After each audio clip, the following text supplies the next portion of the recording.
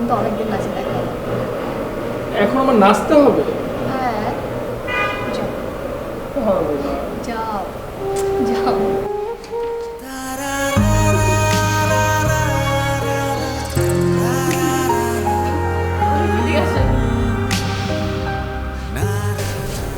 আমার না অনেক আইসক্রিম খেতে ইচ্ছা হচ্ছে, আমার জন্য যে একটা আইসক্রিম নিয়ে আসো, ঠান্ডা দেখে একদম বরফ তরতাজা যাবে।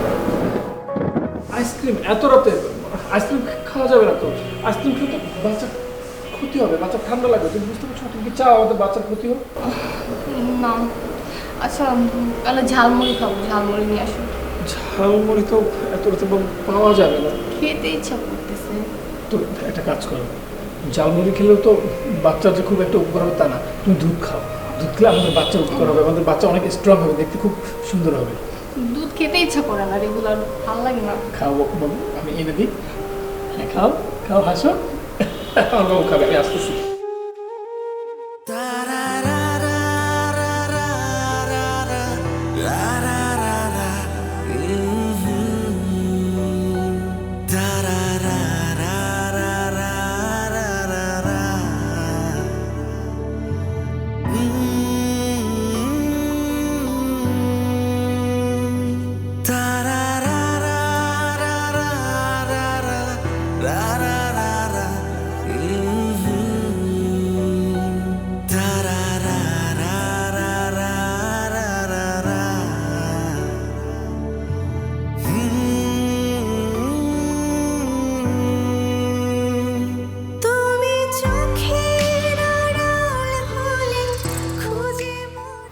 হ্যালো, আসসালামু আলাইকুম স্যার।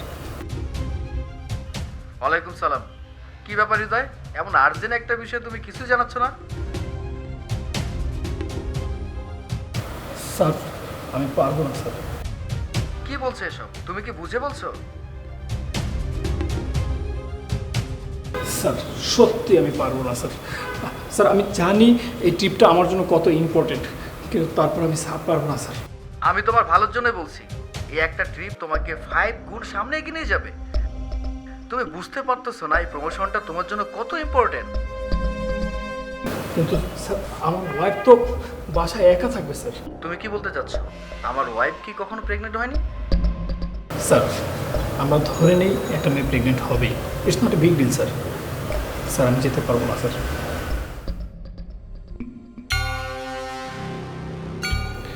না, আমি কোনো ভুল করিনি, আমি একদম সঠিক কাজটি করেছি।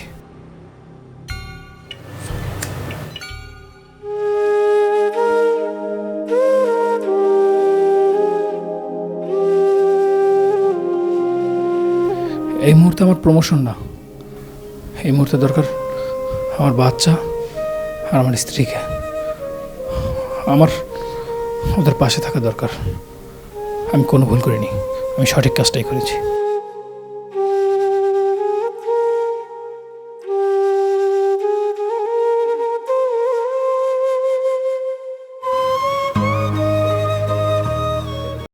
হৃদয়, আরে তুমি এখানে আসতে গেলে কেন?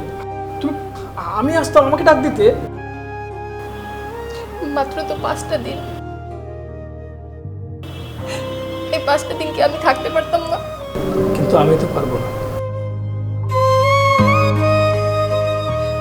তুমি আমার জন্য এত বড় স্যাক্রিফাইস করবা? কনসেপ্ট করার পর থেকে আমাদের জন্য তুমি এত কষ্ট করে আসতেছো, তার সামনে এটা তো কিছুই না। তুমি যে সন্তানটিকে 9 মাস ধরে ধারণ করছো, তোমার এই কষ্টটা তো আমি ধারণ করতে পারবো না। কিন্তু তোমার পাশে থেকে তোমার কষ্টের এতটুকু তো ভাগিদার হতেই পারি, তাই না? তোমাকে এত ভালোবাসো। তুমি চোখের আড়াল হলে খুঁজে মরে মন। তুমি ভালোবাসা মানে কি জানো? ভালোবাসা মানে শুধু ভোগ বিলাস না।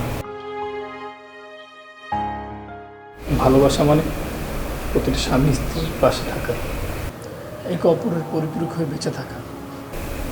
ভালোবাসা মানে স্বামী স্ত্রীর কর্তব্য, ভালোবাসা মানে স্ত্রীর প্রতি স্বামীর কর্তব্য।